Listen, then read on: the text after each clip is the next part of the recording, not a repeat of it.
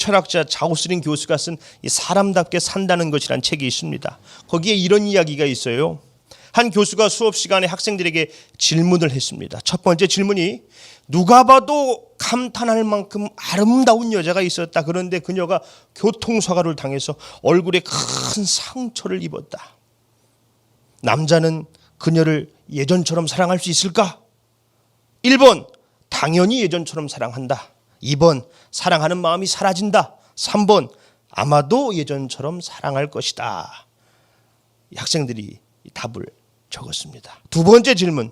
사업에 크게 성공한 백만장자가 있었다. 그런데 그의 회사가 파산해 하루아침에 빈털터리가 됐다. 여자는 그 남자를 예전처럼 사랑할 수 있을까? 1번 당연히 예전처럼 사랑한다. 2번 사랑하는 마음이 사라진다. 3번 아마도 예전처럼 사랑할 것이다. 학생들이 답을 다 적었습니다. 첫 번째 질문에 대한 답은 1번 10%, 2번 10%, 3번 80%였어요. 두 번째 질문에 대한 답은 1번 당연히 예전처럼 사랑한다 30%, 2번 사랑하는 마음이 사라진다 30%, 3번 아마도 예전처럼 사랑할 것이다 40%였습니다. 결과를 보고 교수가 그래요.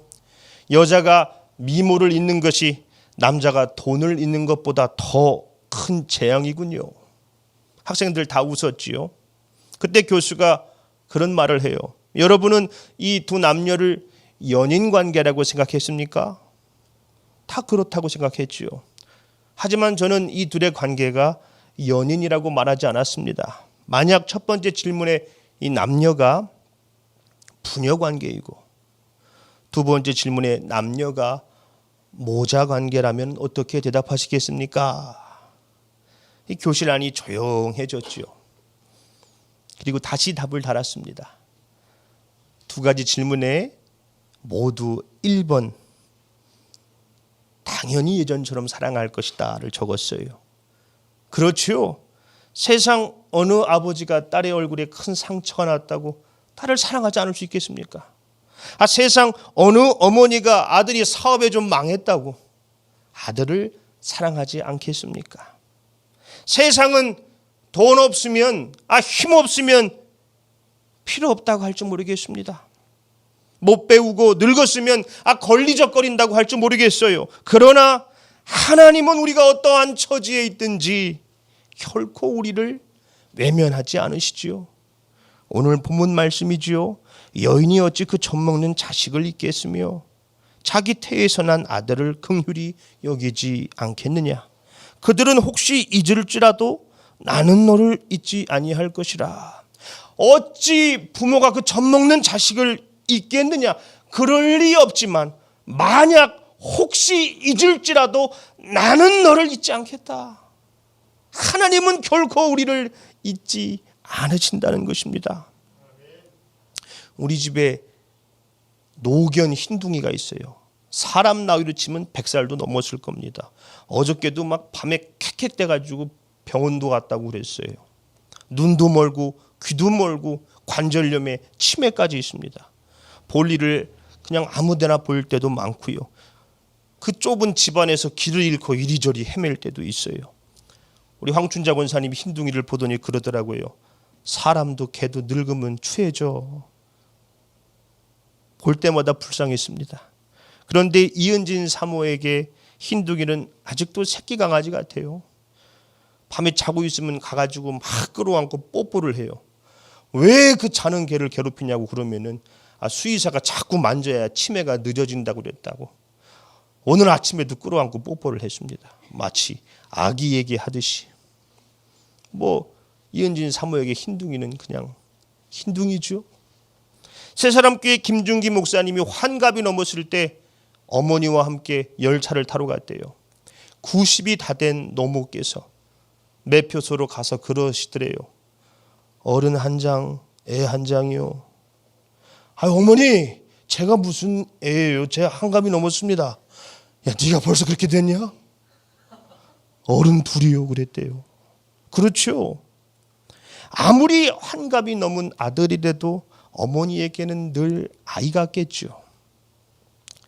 김장성 작가의 민들레는 민들레라는 그림책이 있습니다. 이 책은 2015년 이 볼로냐 라가치상을 수상하기도 했고 어른들이 참 좋아하는 책이에요. 마치 시와 같습니다. 제가 읽어드리겠습니다. 민들레는 민들레, 민들레는 민들레, 싹이 터도 민들레, 잎이 나도 민들레, 꽃줄기가 쏙 올라와도 민들레는 민들레, 여기서도 민들레, 저기서도 민들레, 이런 곳에서도 민들레는 민들레, 혼자여도 민들레, 둘이여도 민들레, 들판에 가득 피어나도 민들레는 민들레, 꽃이 져도 민들레, 씨가 맺혀도 민들레, 휙 바람 불어 하늘 날아가도 민들레는 민들레. 뭐 누구나 그렇겠지만 이 김장성 작가도 삶의 어려움이 찾아왔대요. 그때 일산 자유로로 일을 갔다가 이 경계석 틈 사이로 피어난 민들레를 본 거예요. 그런 생각이 들더랍니다. 야, 어디에 있고 어떻게 있는가가 중요한 게 아니구나. 그 길가의 민들레를 보고 이 그림책을 생각해냈다는 것입니다. 길가에 피어도 지붕에 피어도 꽃이 져도 민들레는 민들레지요. 혼자 있어도 함께 있어도 여기서도 저기서도 민들레는 민들레입니다. 이 책을 보는데 하나님이 저에게 그러시는 것 같았어요. 내 아들은 내 아들. 네가 어디에 있든지 무엇을 하든지 내 아들은 내 아들. 내 딸은 내 딸. 실패해도 내 아들. 초라해도 내 아들. 지겨워도 내 아들. 여기서도 저기서도 내 아들은 내 아들. 그러시는 것 같았습니다. 본문 말씀 다시 보겠습니다. 여인이 어찌 그 젖먹는 자식을 잊겠으며 자기 태에서 난 아들을 긍휼히 여기지 않겠느냐. 그들은 혹시 잊을지라도 나는 너를 잊지 아니할 것이라. 하나님이 보시기에 우리는 하나님의 자녀죠. 어디에 있든지 무엇을 하든지 우리는 다 하나님의 자녀입니다. 나이가 많아도 하나님의 자녀요.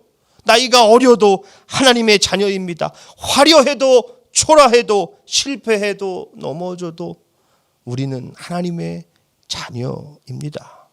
주님은 상한 갈 때 꺾지 않으시고 꺼져가는 심지를 끄지 않으십니다. 누가 우리를 그리스도의 사랑에서 끊으리요? 로마서 8장 38절로 39절이지요.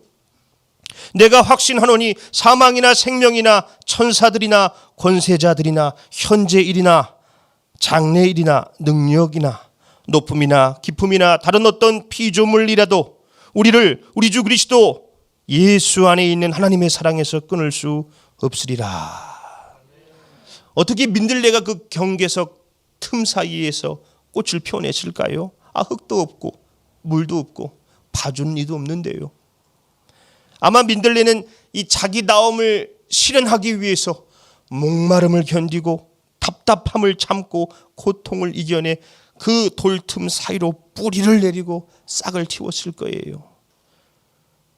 우리가 어찌 이 땅에서 하나님의 자녀답게 살 수 있나요? 힘도 없고 돈도 없고 알아주는 사람도 없는데요. 퍼넬 베일리의 불빛이 희미하더라도 라는 시가 있어요. 그는 저녁이 되자 조그마한 초를 상자에서 꺼내 불을 붙인 다음 긴 나선형 계단을 오르기 시작했다. 우린 지금 어딜 가는 건가요? 양초가 물었다. 우린 집보다 더 높은 곳으로 올라가 배들이 항구로 돌아올 수 있도록 백길을 밝히러 가는 길이라네. 그렇지만 내 불빛은 너무나도 약해 항구에 있는 배들조차 볼 수가 없는걸요. 양초가 말했다.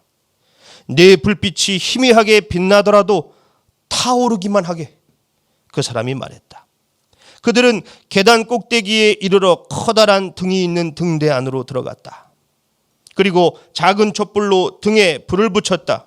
그러자 곧바로 뒤쪽에 있던 커다란 반사경에서 빗줄기가 쏟아져 나와 먼 바다까지 환하게 비추었다. 우리는 하나님의 손에 들려있는 가느다란 촛불이다. 우리가 할 일은 꾸준히 빛을 뿜어내는 일이며 그 효과는 하나님 손에 달려있다. 아무리 흔들리고 희미해도 촛불은 촛불이죠. 그러나 꺼지면 촛불이 아닙니다. 우리가 하나님의 손에 들려있는 가느다란 촛불이라는 것입니다. 그 빛이 아무리 희미하더라도 타오르기만 하면 하나님의 손에 붙들려 환하게 비춰질 것입니다. 우리가 아무리 흔들려도 하나님의 자녀다움을 잃지 않기 위해서 아파도 기도하고 괴로워도 예배하고 눈물로 찬양하며 견뎌낸다면 하나님의 손에 붙들려 존귀하게 빛나는 빛의 자녀들이 될 것입니다. 말씀을 맺겠습니다. 민들레는 민들레지요. 여기에 있던 저기에 있던 화려하건 초라하건 민들레는 민들레입니다. 우리는 하나님의 자녀입니다. 어려도 나이가 많아도 어디에 있어도 무엇을 해도 우리는 하나님의 자녀입니다. 실패해도 흔들려도 하나님의 아들이요 딸입니다. 여인이 어찌 그 젖먹는 자식을 잊겠으며 자기 태에서 난 아들을 긍휼히 여기지 않겠느냐. 그들은 혹시 잊을지라도 나는 너를 잊지 아니할 것이라. 우리를 결코 잊지 아니하시는 하나님을 의지하며 하나님의 손에 붙들린 가느다란 촛불처럼 타올라 이 세상을 환하게 비추는 빛의 자녀들, 우리 행복한 교회가 되기를 예수님의 이름으로 축원합니다. 아멘.